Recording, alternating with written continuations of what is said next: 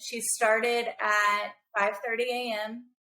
and she finished at about 2:30 p.m. And we were there watching her. She's, I think, 75, 76 years old, and finished in like 9 hours and 30 minutes. But she got her first marathon down.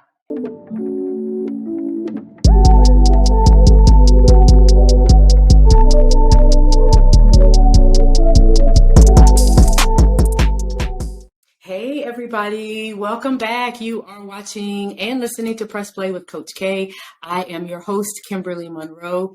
And so y'all know I get super excited about everybody, but this particular guest I'm actually extremely excited about because I get to talk with her about one of my very favorite things in the world, and that is running. Y'all know, if you've been listening for a while, you understand my struggle of becoming a runner at almost 30 years old. And many of you have heard my story.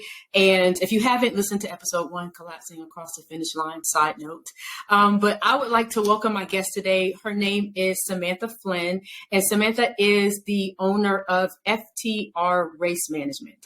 So for those people who have never participated in an organized running event before, and I'm sure, Sam, you can probably agree that there is a huge gap between what makes for a fantastic race experience as opposed to, what makes for a horrible race experience.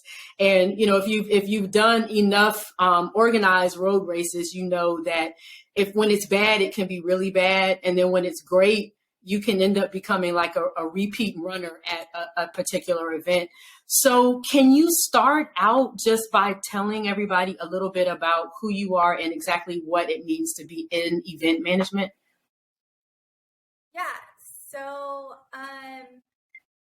I am FTR Race Management. I do endurance planning, timing, anything from start to finish on a race, course management, planning logistics, everything, 5Ks, 10Ks, marathons, half marathons, triathlons, bike races, trail runs, anything, you name it. You talked a little bit about experience of a road race. I just wanted to go back to that.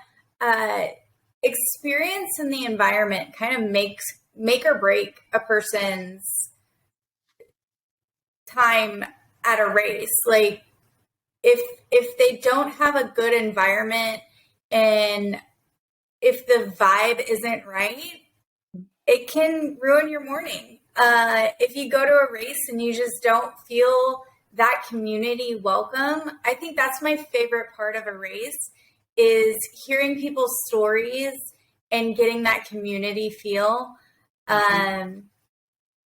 If you don't have that, it's hard to gather more participants, and it's hard to really give people the experience that they deserve. Sure. And it's so much better than running on a treadmill. So People are always like, I hate running. Like when I tell them what I do, they're like, I hate running. I hate running on a treadmill. It's awful. I'm like, no, but this is different. The people around you, the announcer, the crowds, if you have a crowd, like the finish line, the spectators, it's all different. So I always encourage people to at least try a 5K once and see how you like it. Right. If anything, grab a friend and just go walk it. You don't have to run. Just for the experience, right? Yeah, just for the feel of things. So let's take one step back, because this is a point of contention between the running and the non-running community, because, there are people, if they're not runners, no judgment, no. They lump everything running into the category of marathon. So for those who may not be aware, starting with 5K up through marathon, can you tell my audience what's the difference in the distances for each race? 5K is 3.1 miles. 10K is 6.2. Then your half marathon, you have 13.1, and your full marathon is 26.2. And then there are ultras that are popular now, and they can be anywhere from, 50 milers to 100 milers or anything like that. But we won't go into that crazy stuff. Right. And I always, my hat's off. I have a running friend. We started out running together in my very first marathon training group, and she's transitioned into an ultra runner. And I'm always so blown away by anybody who can run, those 50 plus mile distances. I don't care over what amount of time you do it. Just the fact that people can physically do it just blows my mind. So, let me ask you this. So tell me a little bit about your history as just a runner yourself. So I grew up very active. I played soccer from the moment I could walk. I was on swim team. My family was that family who went out and ran 5Ks. And so I was doing like kids Ks when I was younger with my brothers. And then I did 5Ks. I kind of got more serious about running in high school, and then mixed it up and added triathlons in there because I was a swimmer as well. So I wanted to coordinate that in. I did a lot of long distance swimming and just kind of took it from there. I've always been really active, like weightlifting, basketball. You name it, I've done it. Volleyball was a big one too. So running's just always an active life has always just been a part of me. Right. So at what point did you decide that, okay, so I've been athletic my entire life. I've competed in events. I'm sure those competitions have probably run the gamut from really well organized to like very poorly organized. So what made you decide, I've done enough of these organized events. I think I might be able to do this myself. It honestly, I never even thought about it. It just all happened by chance. I wanted to be a professional athlete all my life. I played soccer in high school, and I ended up tearing my meniscus real bad, and I just didn't properly recover in allotted time. So I the idea of playing soccer professionally kind of slowly fizzled away. So I went to college, majored in kinesiology. Fast forward to my senior year, I needed to get an internship, and I was looking at some of the companies that had sent in like job postings to my professor, and there was one in Austin, Texas, and it was an event management company, and I looked at it and I was like, I never even thought about everything that goes into planning and executing an event. Like I've done all of these events, and I've never even thought about the other side. I've never thought about what's behind that curtain, so to speak. And so I applied there, and I got in, and our first event, it was some cyclocross event in the beginning of January. It was 25 degrees and sleet, and I fell in love with it. Wow. And, as a runner, it's like, you show up at the event, right? And the mile markers are there, the corrals are there, the timing is there, whether it's, the bib timing now or the old school chip timing, like that you put on your shoe. The water stations are there, the police are there blocking off the road. There's just all of these components, and we expect you pay an entry fee, you show up, and all that stuff's just going to be there. But like you said, I don't think that I've ever actually stopped and given any amount of thought to how many people it actually takes to pull off like a well-planned, well-executed race. Yeah. And the fact that your first event with this company was like probably under, sounds like the most horrible weather conditions ever. The fact that you were like, oh my goodness, I love this. Yeah. This is what I want to do. So did you continue your work with them after your internship and after graduation? I still worked with them to this day, actually, a little bit. They did not have the capacity to hire another full-time person. So okay. I ended up coming back to Houston and linking up with a girl who owned a running store in Galveston.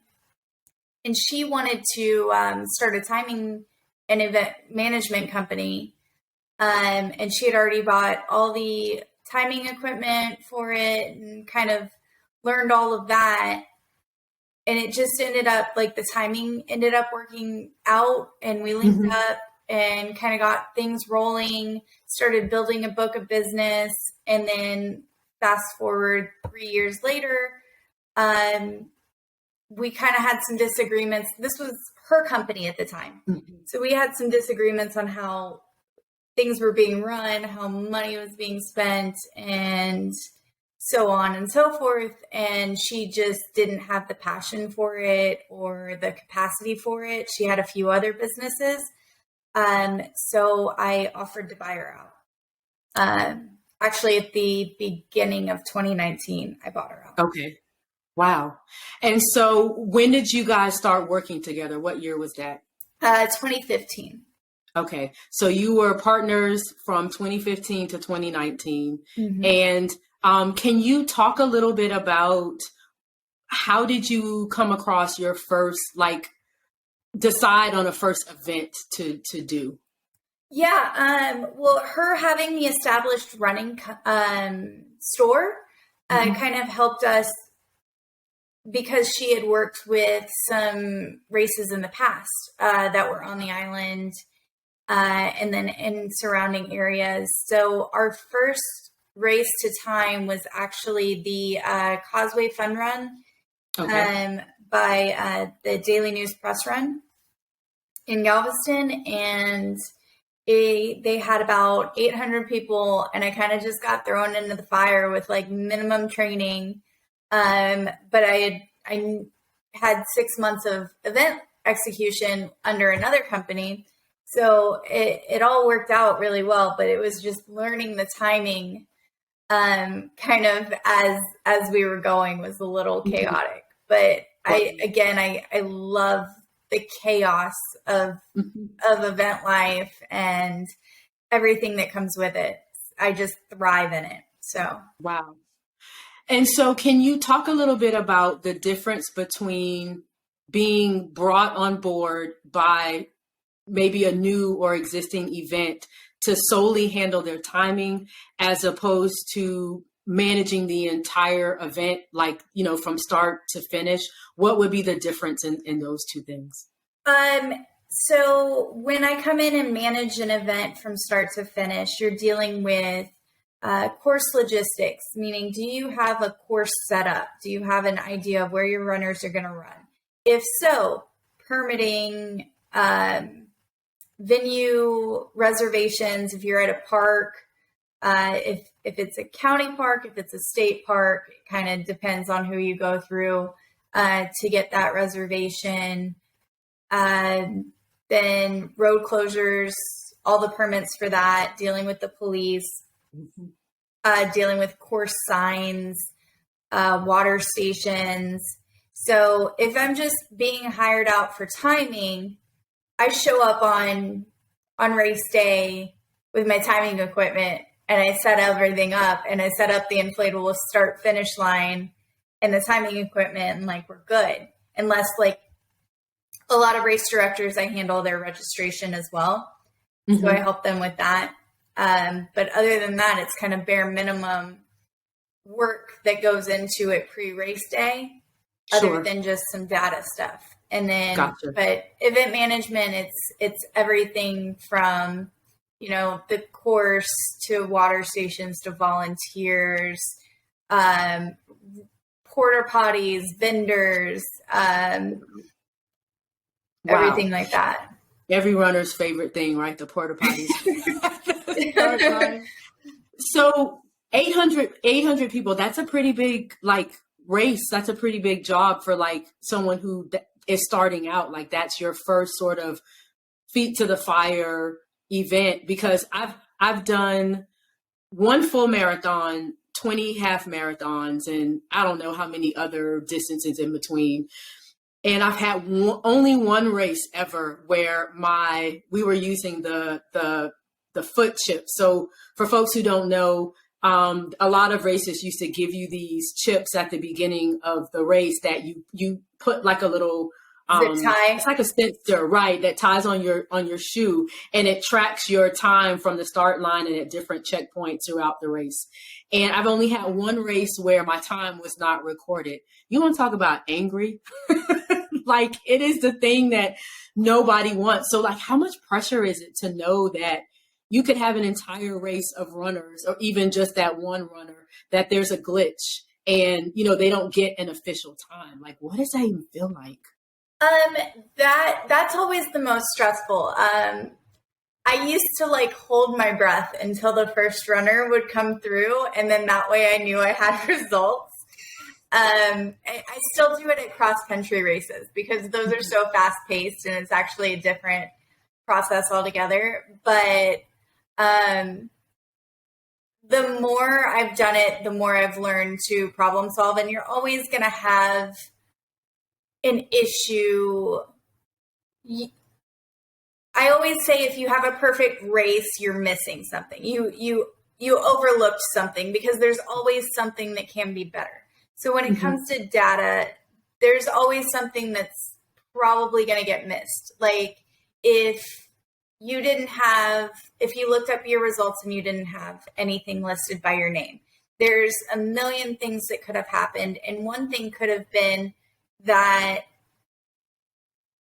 the bib or the volunteer who gave you your bib or who gave you your chip didn't properly assign you that number, or got the numbers mixed up.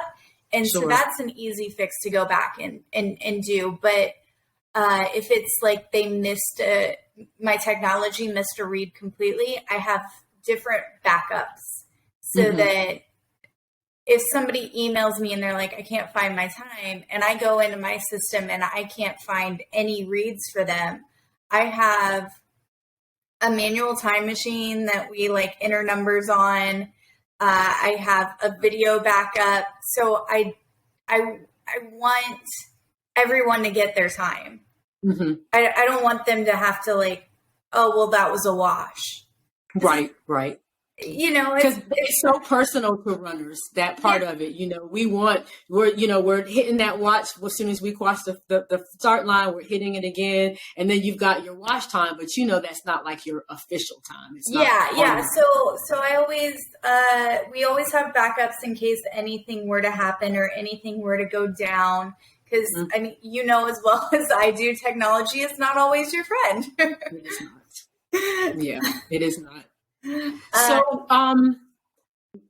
So you bought your former partner out in 2019. Yes. And let's talk about 2020. And I'm sure for anyone that has a public facing company, whether you are a restaurant or bar owner or salon owner, or in your case, an event management company that gathers anywhere from several hundred to probably several thousand people in one place together to run. Talk a little bit about the impact that 2020 and the pandemic had on your business. Yeah, it impacted me greatly. I bought the company in April of 2019. Had an amazing fall year. Typically December is very slow. So like the second half of December to the first half of January, I always kind of have a break. So I went to California to be with my husband's family.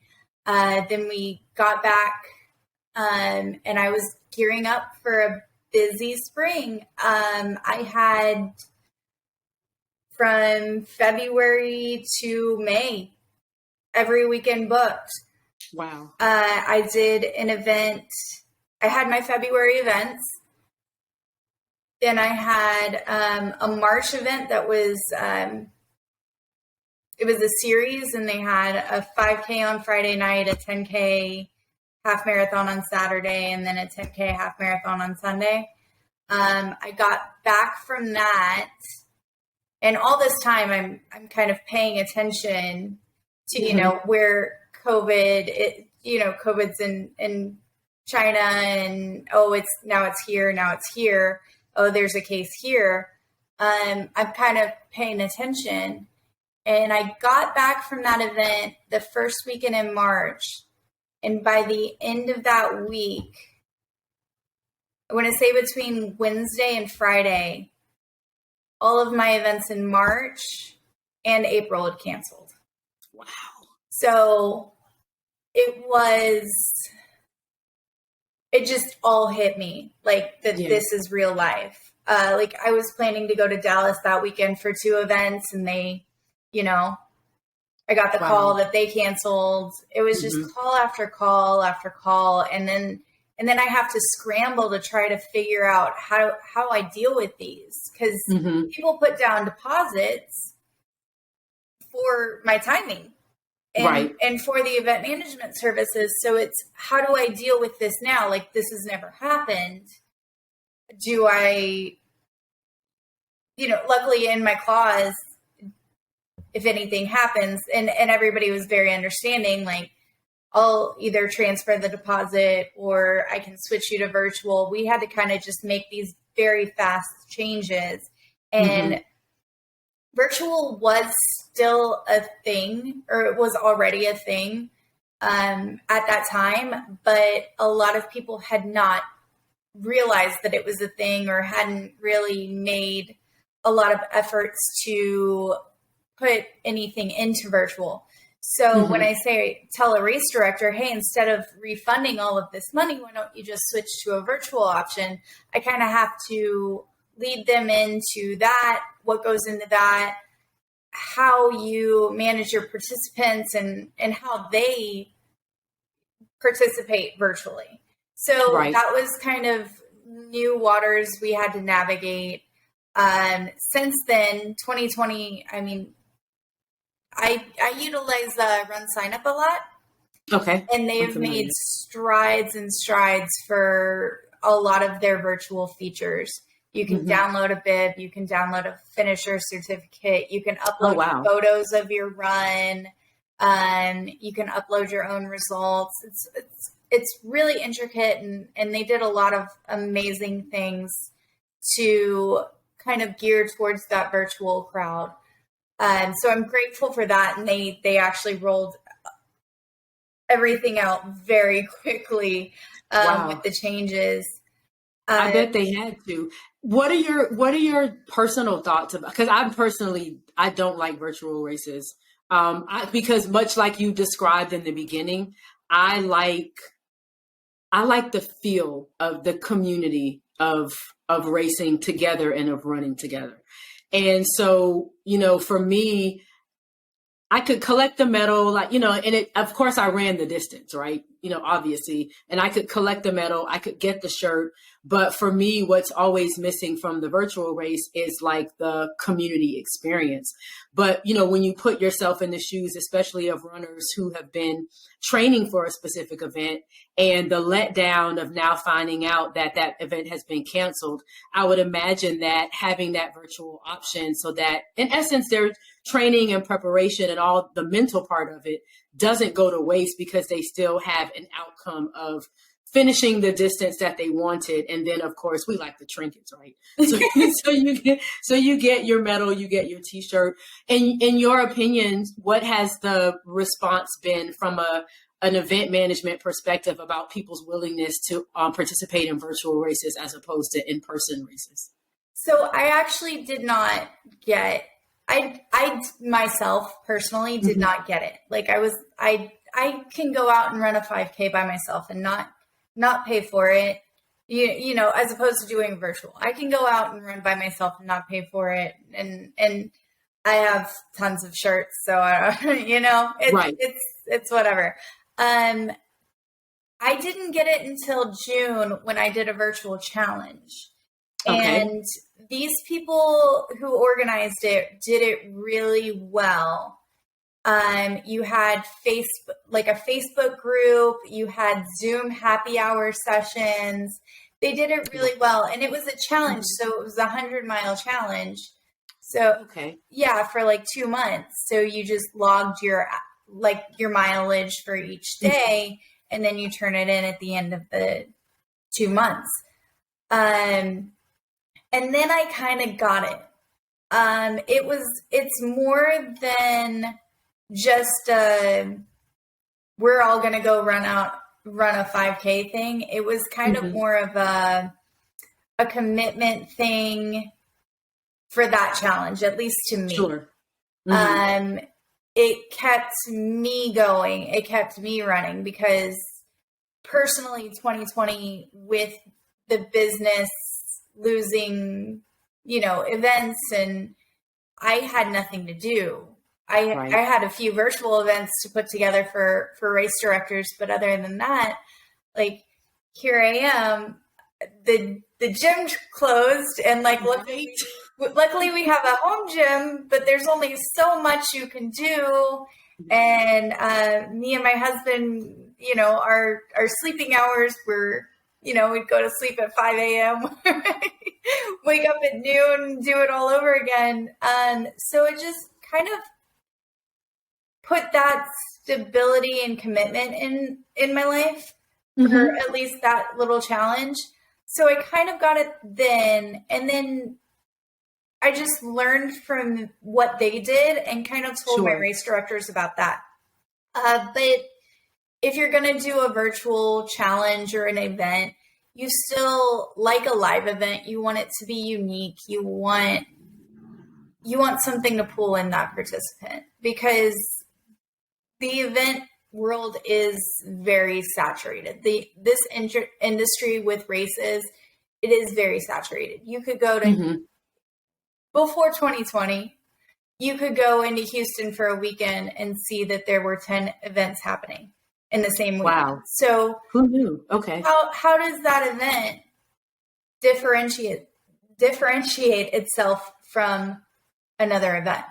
Sure. So that's kind of the same thing with virtual, is they just, you need to find the one thing that sticks out for your event.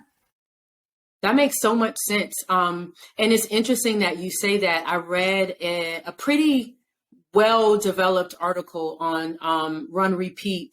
They did the State of Running. It was released back in, I think 2019. They say it's the biggest analysis of race results in history. So this is crazy. The analysis covers 107.9 million race results from over 70,000 events from 1986 to 2018. And they basically kind of mapped global running. And, some of the interesting things that they found, were just about race participation in terms of age groups, genders. And I loved some of their commentary about just when you probably remember a time in the early 2000s or so when running half marathons and marathons became this really big thing. And there was this surge in the interest of, people, not just running, committing to becoming a runner, but also participating in organized races. And then you kind of saw this sort of fall off from that. And so the interesting thing to me about, just the rise of recreational distance running and, how people kind of latched onto it. And you probably remember the color runs and, all those other sort of more fun races for people who may not take themselves so seriously as a runner, but they still want to be active. They want to gather a group of friends and do a race. I just found, that sort of analysis of, just what makes people decide to become a runner. And I have to go back to what you said at the beginning, because I read another article that talked about running volume. So how much people run and how motivated they were during the pandemic. And this was in the Journal of Sports Medicine in October of last year, 2021. And they looked at 1,147 runners across the world during the pandemic. And what was interesting is that they reported an increase in the number of miles that people ran every week, but, you know, a decrease in like those high level workouts, like, you know, your intervals and that kind of thing, because people didn't really have anything to train for. Yeah. So to hear you talk about like, you know, I didn't even think of virtual, didn't immediately come to mind as an option, but it kind of developed itself out of need because people didn't have anything to train for.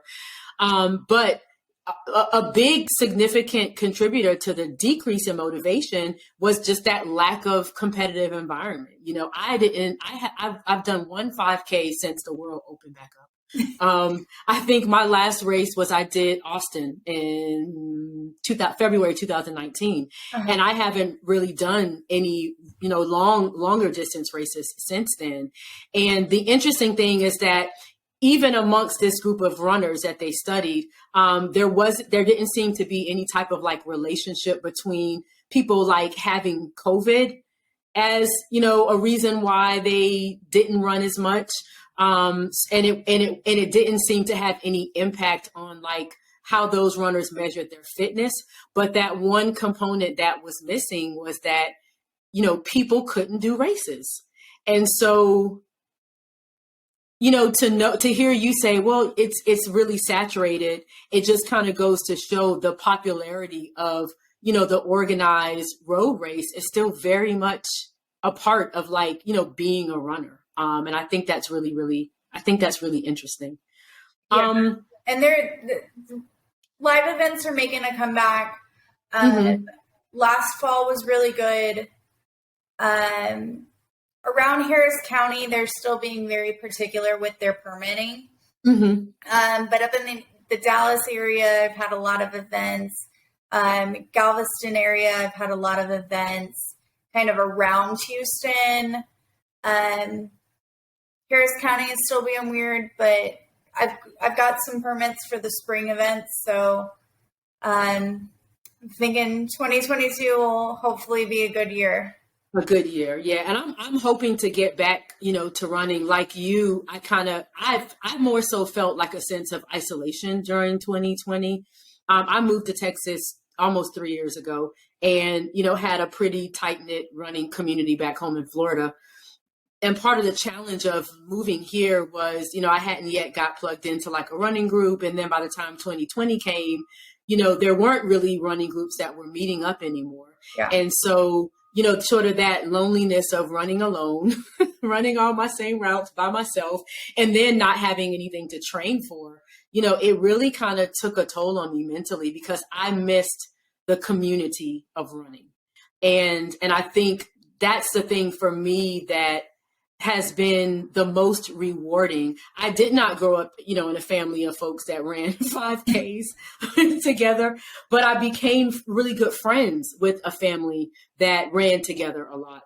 And they were a huge part of the reason why I became a runner, because I love the fact that, you know, they would, you know, strap on their shoes and gather as a family. They would sign up for races and be, you know, pre me becoming a runner. I did this 2 mile fun. I attempted to do this 2 mile fun run with them. And all I can say is it did not end well. I think I barely made it like, I don't know, 30 or 40 yards before I literally like passed out inside the road. Oh my gosh. 2 miles. It's like, it's not that big a deal, right? It was a very big deal. But I go back to what you said about, you know, when you did that first event, even in the sleet, even with the horrible conditions, you're like, I love this. And I remember my first race ever. Most people kind of graduate their running. They do a 5K, they do a 10K, they might do a 15, then they do a half and then a full. I jumped straight into full marathon training as a new runner, which is insanity. But somebody on my team said to me, this is what's going to happen after this race. You are either going to love it or you're going to never want to do this again. And so even though it took me twice as long to finish the race as I thought, and I felt like I'd been hit by a truck, I was just like, okay, when's the next one? You know? Yeah. So, yeah. I did 5Ks and maybe a few 10Ks, but then I decided to jump into half marathons, and that was my distance. Like half marathons, I felt good. And then at one point I was like, I should probably do a full marathon. Mm-hmm. Like, Probably. So I signed up for a full for Houston one year. Mm-hmm. I got to mile 14 and I said, I shouldn't have done this. So that was like a lunatic, right? That was the first and last full marathon that I ever did. But at least you can say that you did it. And actually, I had an event this past weekend in Surfside Beach, Texas. And I have a lady in her 70s who comes and does the half marathon every year. Wow. I think she started doing it in 2016. So since 2016, she's done the half every year. And this year she decided to do the full, and she sent me a message, and we encourage walkers. Our race is completely on the beach, so we don't have to deal with road closures or closing course. So we can keep the course open for as long as we need to, and we'll stay at the finish line for as long as we need to if people want to come out and walk a marathon. And we also offer a 5:30 early bird marathon. So they get that extra hour and a half to start. She started at 5:30 a.m. and she finished at about 2:30 p.m. And we were there watching her. She's, I think, 75, 76 years old, and finished in like 9 hours and 30 minutes. But she got her first marathon down, and I emailed her on Monday to see how she was feeling, how she was recovering, and she was good. And she said, I'll be back next year to do the full again. Oh my goodness. I love that so much. Yeah. And you know, that is the thing right there. You know, when I first started running, I mean, I remember when I could barely run a quarter of a mile without, you know, feeling like I just wanted to pass out. But the encouragement, you know, the fact that really nobody truly teaches you how to run. I mean, there are things that you can learn as far as, you know, improving your gait or, you know, working on your time, becoming faster, becoming more efficient. There's something to be said about that. But really and truly, you know, we're babies. We crawl, right? And then one day we walk, and then one day you're running, because that's what we were built to do. And the idea that fast or slow, you know, 10-minute mile, 13-minute mile, marathon, half marathon, 5K, whatever, doesn't matter. If you put one foot in front of the other and run, you're a runner. And I think that that's the thing I love the most about the community of running is, in my experience, it's been welcoming. It's been supportive. You know, I can remember doing races and running alongside complete strangers for stretches of 2 or 3 miles and crossing the finish line and having somebody say, I needed you, you know, thanks for running beside me. And I'm like, what are you talking about? I needed you. You know, I was using you. Right, exactly. Yeah. And, you know, then my friends and I, of course, have this joke that if you run more than like 3 or 4 miles next to a guy, then y'all go together. But, you know, that's I love that. So, you know, but it's just, I love the community of it. And I think, you know, I have to go back to some of the things you said in the very beginning about all the things that make the race day experience what it is. You know, the crowds on the side of the road holding up those signs with, like, you know, all the funny little sayings. If you're fortunate enough to do a race that will print your name on your bib, having complete strangers yell out your name and encourage you across the finish line, you know, seeing the local high school bands and cheerleading squads and local bands that play at the mile markers, like all of those things that really just make race day what it is. And so to know that from a runner's perspective and from a race organizer and event management perspective, all the reasons why we're looking forward to, you know, live races coming back to us is, you know, all of those things I think are good things to look forward to. Yeah. And it makes my job and all of the effort that I put in, like, I mean, I probably got like 5 hours of sleep this weekend, and standing at the finish line with the last full marathon medal, waiting for this girl to finish, who I've met year after year, who keeps coming back. And not just her story, there's plenty of other stories, first marathoners, or first half marathoners. There's 2 years ago, I had a cancer survivor come and do her first half marathon. All of the stories that you hear, it makes everything I do so worth it. Yeah. Yeah. That's amazing.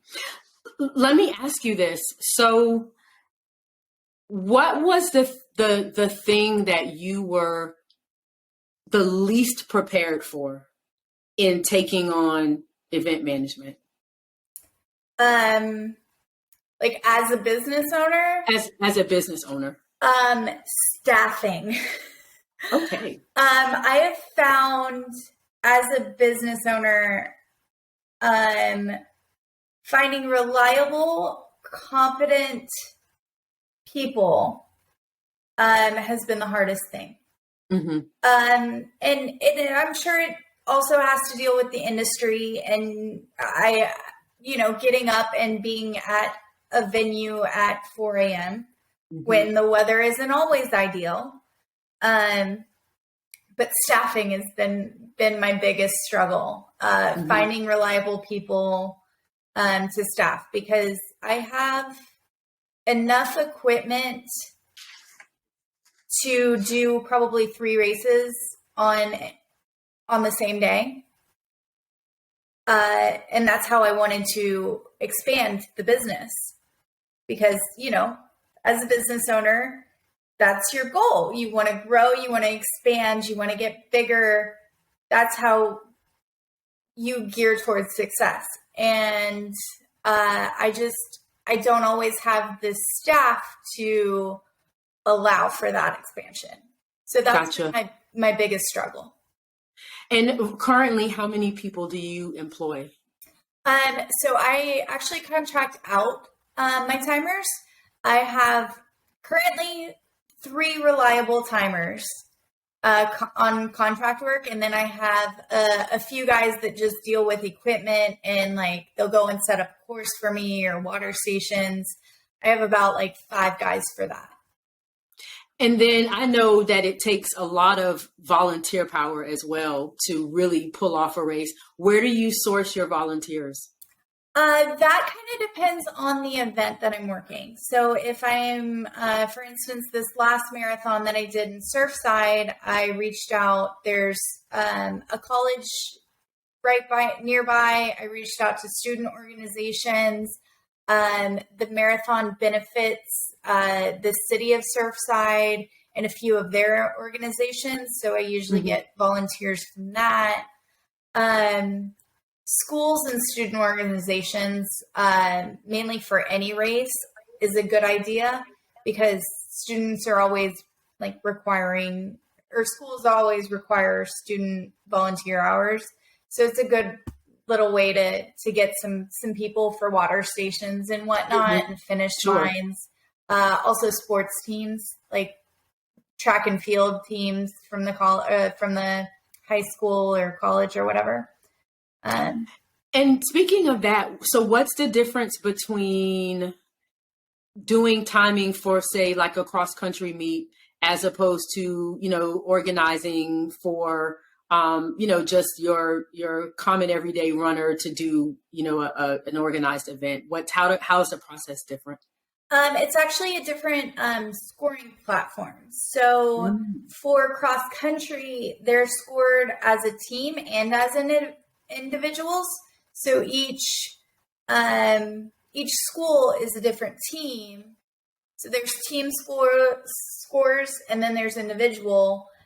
Depending on how each individual places, that will go into the team score. So it's just a different scoring system that I have to run in my computer. So it's a little bit different of a process. But as far as event management, usually the coaches kind of have a set cross country course at their school that they utilize. And they take care of the water stations. So there's not a lot I do with that other than timing. Gotcha. And I've always been so curious about this. So when an organizer is mapping out a route, because my friends know I hate an out and back. Even in my regular running, I hate an out and back. Like I already saw this. Give me something different. I need something different to look at. Yeah. And I was telling someone the other day, I've run the 7 Mile Bridge run down in the Keys. So you literally run over the 7 Mile Bridge, and there is nothing but asphalt, sun, water. There's nothing to look at but other runners' backs. It's not even a long race, relatively speaking, compared to like a half or a full marathon. But it is so mentally grueling because there's nothing to look at. Yeah. So how do you determine race route? Like what's sort of that process like? So if it's on an actual road, I have to get with the police and kind of get with what can we shut down? What can't we shut down? Can we move this to one lane? Just a lot of traffic flow, logistics. I will say out and back courses are much easier on the staff and on planning. But I understand not doing the out and back, like not liking them. Like I don't like laps at all. Yeah. So I understand that. But yeah, it's working with the city, working with the cops to just figure out what we can and can't do. Gotcha. Okay. That makes so much sense. Yeah. And because I'm sure, of course, safety of the runners is priority. And then second to that, obviously, is providing a great experience. But the safety part of it, I can imagine, is massive. From a business perspective, like insurance wise, what's standard in your industry for an event management company to carry as far as like liability insurance? Are you talking like numbers or just what kind of policy? Like dollar amount, like what on the average, like someone carry for liability insurance, like $1 million or? I have $1 million policy and that covers my liability for all of my equipment as well as 2 events. So I have 2 events under my company and that'll cover everything for that.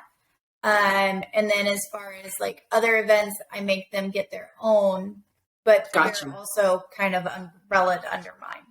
But I still have them get their own liability insurance. Just interesting. To make so if somebody were thinking, say that one more time, I'm sorry. Oh, just to make sure that every company, down the ladder is covered. Right. I highly suggest any event that you're going to put on, you need the liability insurance. Gotcha. What would you recommend to somebody who is thinking about what you do? Somebody who is thinking about event management. I'm a runner. I love running. I love races. And this is something I think I can do. What would your suggestion be? Okay. Volunteer. Volunteer at a water stop, volunteer at a finish line, volunteer at a packet pickup, whatever you can do. And more than likely, the race director is going to be there and you can talk their ear off and ask as many questions as you want. Right. That's a good opportunity to kind of experience it. And then if you want more, then go up on race day and approach the timer and say, hey, do you need help? Like, what can I do? Chances are they're always looking for people. Right. I can only imagine. And are there any other like special certifications or anything that either are required or helpful for, either race organizer, or event management, chip timing, any of it? No, there are. I was USAT certified coach. Okay. But it hasn't really, other than when I was training at the running store and coaching at the running store, it really hasn't done anything here. It will make you more knowledgeable about the sport, about running. I also did a lot of healthy running seminars, race walking seminars, just to build my knowledge base, because I just love continuing to learn.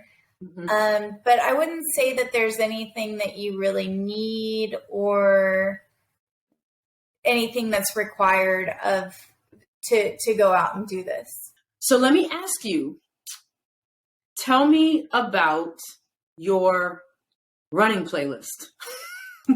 Like if you had to say there were like 3 songs that my running playlist is not complete without these 3 songs, what would you say? Papa Roach, Do or Die. Okay. There's an Eminem song that I can't think of the title right now. Yeah, I can't think of it right now. Okay. Yeah, I like hardcore rock and rap. I'll leave it at those 2. But Gotcha. yeah. It's interesting because I run my halves in like a mood. So usually I have a playlist that starts with like kind of classic rock, and then it kind of transitioned into sort of like poppy rock. And then by the end of it, it's all like hip hop, because I feel like I just need the push to get to the finish line. And but it's funny because I used to think that I needed like up tempo songs really to like, you know, I'm looking for a certain beats per minute or something like that. But the weirdest thing is I could run the classic rock like all day long. I remember the first time I put Aerosmith's Dream On a playlist, and I was just like, why didn't I do this before? Like, you know, classic rock is inspiring too. It is. It really, really is. And I think about like, oh my gosh, what's that one song? Listen to the Music. That's another one of my favorite ones. Oh my gosh, Hotel California. If that comes on, like, I feel like I'm flying to some extent. So it's interesting how I guess it's like part mood. And then for me, it's also part distance. So, cause I can't listen to like the same genre for like, you know, a half will probably take, I usually run a half in around 2 hours or less. And I'm like, I can't listen to the same genre for 2 straight hours. So how can I mix it up, you know, to kind of get me through the end of the race? You got to mix it up. And it's funny. My husband laughs at me because my running playlist is completely different than my gym playlist. So when I go to the gym and I lift weights, I could listen to reggae and be lifting weights. I can listen to pop and lift weights. I can listen to, you know, slow jams and lift weights. Right. Like for running, I don't know. I like fast and I like hard. So no, I mean, whatever gives you a push. My best friend, she's so weird. I said it. She'll probably kill me. But she has a tendency sometimes, like if she has like one song and for whatever reason, that's just the song for the day, she will listen to the same song on repeat for like the entire race. And I'm like, for 13 miles, like how do you listen to one if song? It works, it works. But you know, it's the weirdest thing. And I just think whatever makes people, you know, get up and run, whatever makes people get to the finish line, you know, it's not even about how fast or slow you do it. Because if it took me 2 hours to run 13 miles and it took somebody else an hour and a half or an hour, we ran the same distance, you know, and, you know, mine isn't any more or less valid than anybody who runs faster or slower. I just think it's definitely all about the finish. Are you a reader? Are you reading anything right now? I just finished a very raw book called The Push. Okay. forget who the author is. But yeah, I just finished that. I did, I do Audible because they can't always, I can't always take the time to read, but I drive a lot. So I do Audible. Okay. So I did the push, and then like physically I'm reading a book called, Mind Gut, and it's not in here. It's about your mind and your gut relationship. So, yeah, I that one's really interesting. Interesting. Okay, good stuff. And I have one last question for you. What advice would you give your younger self about starting this venture?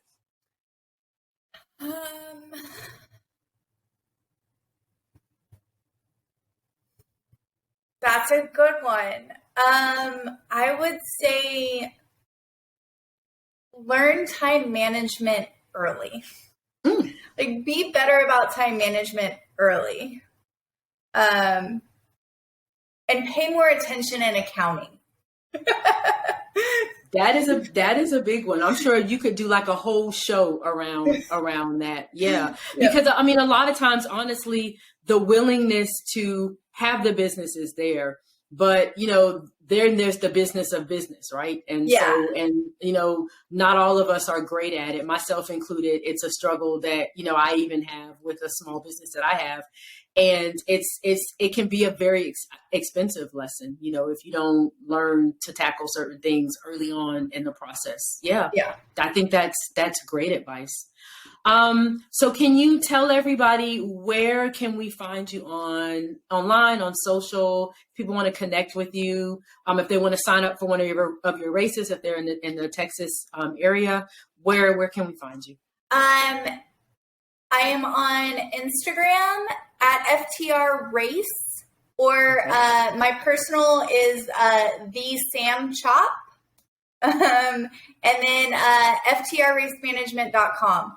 Our calendar is under construction right now, but it should be up within the next few weeks.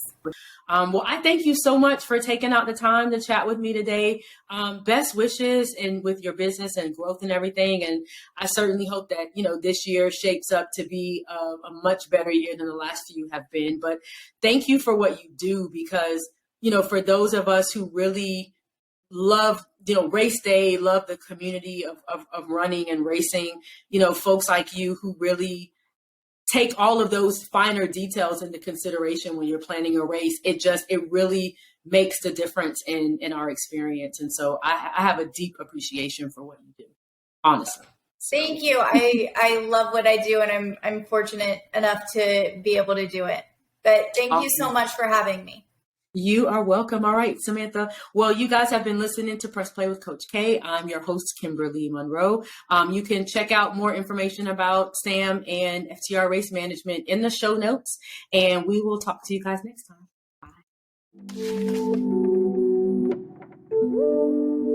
Bye.